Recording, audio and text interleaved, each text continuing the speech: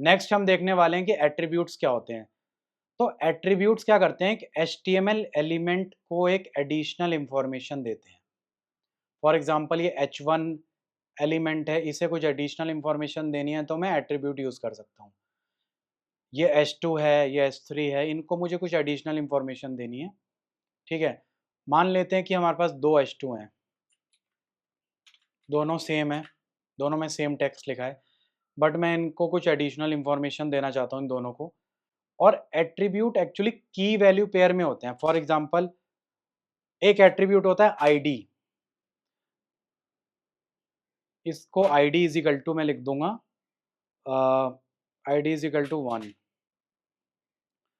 और दूसरे को हम आईडी दे देंगे आईडी इज इक्वल टू 2। तो हमने एक एट्रीब्यूट असाइन कर दिया दोनों एलिमेंट को, दोनों को एडिशनल इंफॉर्मेशन मिल गई एट्रीब्यूट से, दोनों एट्रीब्यूट हमने ओपनिंग टैग में लिखे, दोनों एट्रीब्यूट लिखने के लिए हमने की वैल्यू पेयर यूज किया। की है आईडी, उसको वैल्यू हमने 1 और 2 जो भी दे दी। ठीक है, इसको रिफ्रेश करके एक बार आउटपुट देखते हैं। हमारे पेज में कुछ चेंज नहीं आया, और आप यहाँ पर डॉम ट्री देखोगे, कोड देखोगे, तो आपको ID1 ID2 यहाँ पर कोड में वो दिख रहा है। ठीक है, तो मोस्टली एट्रीब्यूट आप क्यों असाइन करते हो, ताकि हम इनको चेंज कर सकें, या फिर हम इसमें अलग अलग CSS लगा सकें, या फिर जावास्क्रिप्ट कोड को हम बता सकें।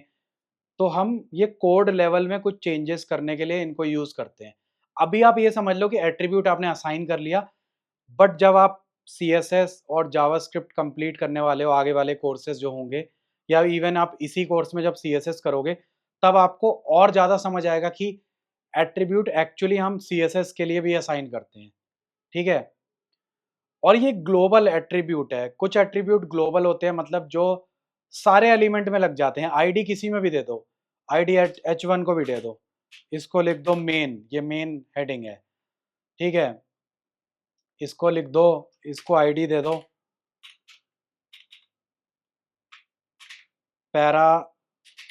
पैराग्राफ। ठीक है, तो हमें क्या क्या पता लग गया, हमें पता लगा एलिमेंट क्या है, हमें टैग्स पता लगे, ओपनिंग टैग, क्लोजिंग टैग, हमें एट्रीब्यूट समझ आ गया, एट्रीब्यूट कैसे लिखते हैं, उसके अंदर की वैल्यू पेयर होते हैं। ये सब टर्म्स आपको पता होनी चाहिए। अगर आप किसी से बात करो या इंटरव्यू दो, तो आप गलत टर्म यूज मत करो कि आप बोल कुछ और रहे हो, वो कुछ और समझ रहा है। आप स्पेसिफिकली बोलो की वैल्यू पेयर, आप बोलो एट्रीब्यूट। ठीक है, elements, tags, document, head tag, body tag, ये सब टर्म्स यूज करो, ताकि तभी आपको इंटरव्यूअर को समझ आएगा, तभी आपका इंटरव्यू अच्छे से निकलेगा। और एट्रीब्यूट अगर मैं आपको बताऊं, तो वो CSS के लिए यूज करे जाते हैं, अभी हम यूज नहीं करेंगे।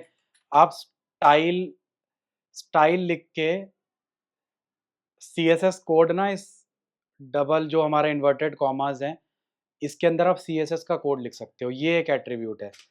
और एक एट्रीब्यूट है क्लास।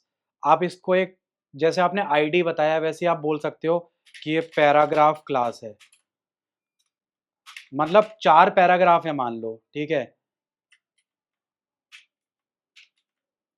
उन सबको मैंने बोल दिया कि ये पैराग्राफ ID1 है, ये पैराग्राफ ID2 है, ये पैराग्राफ ID3 है। अगर मुझे इन तीनों पैराग्राफ में कुछ एक साथ हमें CSS अप्लाई करनी है, तो हम क्लास को यूज करके कर सकते हैं। अभी आपको CSS में नहीं जाना, अभी आप ये देखो कि वे किस किस तरीके से एट्रीब्यूट यूज करे जा रहे हैं। ठीक है, मैं इसको थोड़ा वापस हटा देता हूँ। और बहुत सारे एट्रीब्यूट है, एलिमेंट जितने हैं, मान लो कि अगर मैं आपको 20 एलिमेंट के बारे में पढ़ाने वाला हूँ, और ऐसा नहीं है कि 20 एलिमेंट ही HTML में होंगे, या 30 एलिमेंट मैं आपको पढ़ाने वाला हूँ, तो आप बहुत सारे एलिमेंट खुद भी जाके देख सकते हो, क्योंकि मैंने आपको कोर कॉन्सेप्ट बता दिया कि एलिमेंट किस काम आते हैं। फिर आप जब भी पढ़ोगे तो आपको क्विकली समझ आ जाएगा, अच्छा ये एलिमेंट ये करता है, और इस एलिमेंट के ये एट्रीब्यूट्स हैं। कुछ कुछ एट्रीब्यूट हैं जो सारे एलिमेंट में लग जाते हैं, कुछ एट्रीब्यूट हैं जो उस एलिमेंट के लिए ही बने हैं। मतलब अभी मैंने आपको तो वैसे वाले एट्रीब्यूट नहीं बताए, बट कुछ कुछ हम एलिमेंट आगे पढ़ेंगे, वो एट्रीब्यूट उसी के लिए होगा, स्पेसिफिकली उसी के लिए। ठीक है, तो मान लो हम 30 एलिमेंट पढ़ने वाले हैं, तो हम 40 एट्रीब्यूट पढ़ लेंगे, ठीक है। 40 एट्रीब्यूट हमने पढ़ लिया या 50 एट्रीब्यूट हमने पढ़ लिए, तो हमने HTML कवर कर लिया। उसके बाद अगर आपको कल को कोई नया एलिमेंट भी दिख जाता है, कोई 2-3 नए एट्रीब्यूट भी दिख जाते हैं, तो ऐसा तो नहीं है कि आपको HTML नहीं आती। आप क्विकली कैच कर लोगे, अच्छा ये एलिमेंट इसलिए बना है, इसका ये एट्रीब्यूट ये डिफाइन करता है। अब क्योंकि आपको कोर फंडामेंटल कॉन्सेप्ट पता लग गए हैं। नेक्स्ट मैं आपको वो एलिमेंट्स बताना चाहता हूँ जिसको यूज़ करके आप थोड़ी सी फॉर्मेटिंग करोगे, ठीक है। टेक्स्ट की फॉर्मेटिंग करोगे। मैंने थोड़ा सा क्लीन भी कर दिया ताकि ईजिली दिखे। और हम एक पैराग्राफ बना लेते हैं, पी लिख देते हैं और इसके अंदर लिख देते हैं दिस इज अ पैराग्राफ।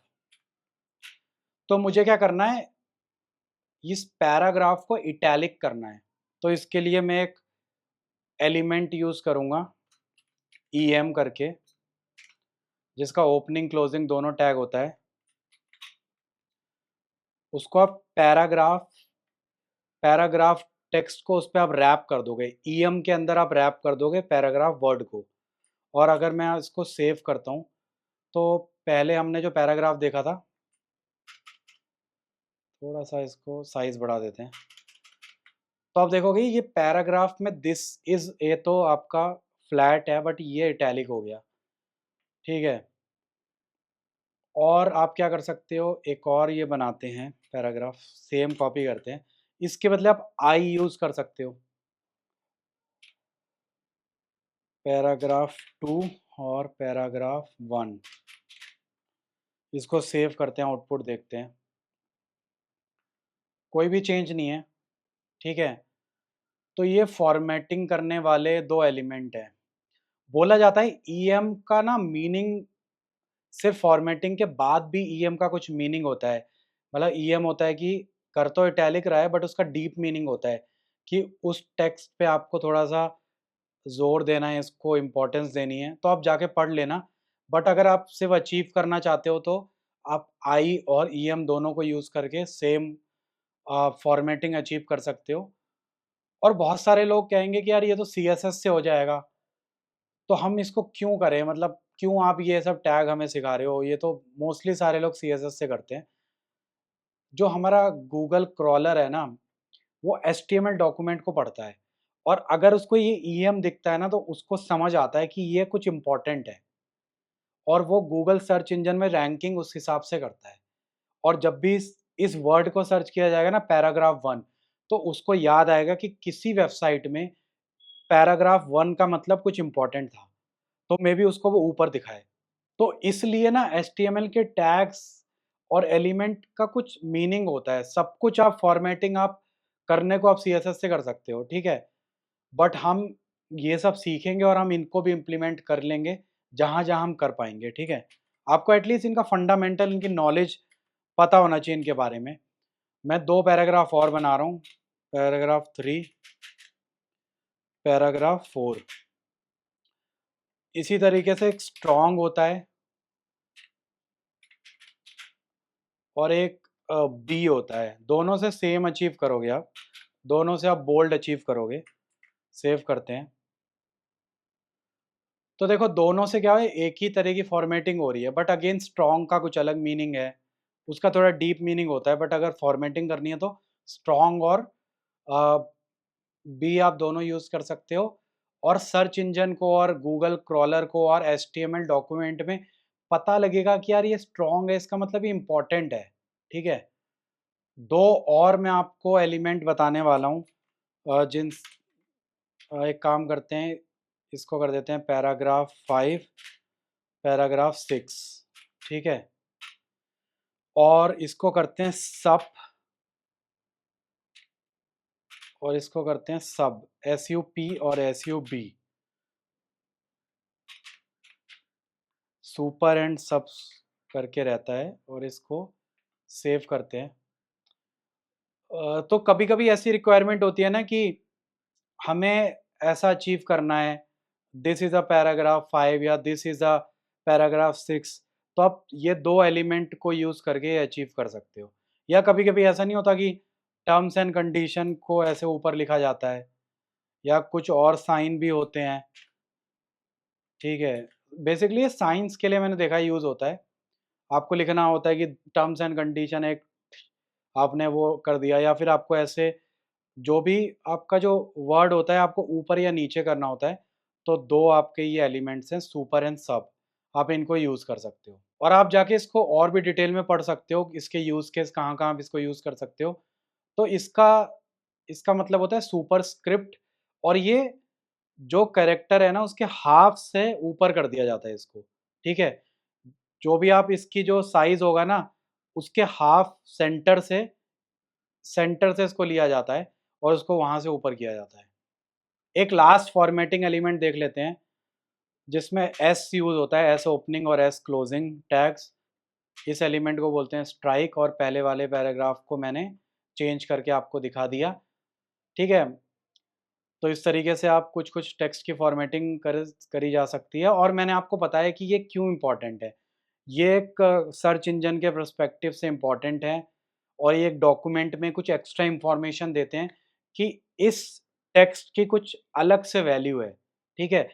करने को ये सारा कुछ आप सीएसएस से अचीव कर सकते हो, बट एचटीएमएल डॉक्यूमेंट में अगर आप ये एलिमेंट्स को ऐड करोगे, इन फॉर्मेटिंग एलिमेंट को, तो उन टेक्स्ट को कुछ स्पेशल वैल्यू मिलेगी। तो जहाँ-जहाँ आप यूज़ करो, आप इनको यूज़ कर सकते हो। तो इस लेक्चर को यहीं पर एंड करते हैं। फिर मिलते हैं नेक्स्ट लेक्चर में, जिसमें मैं आप लोगों को और नए एलिमेंट्स के बारे में बताने वाला हूँ।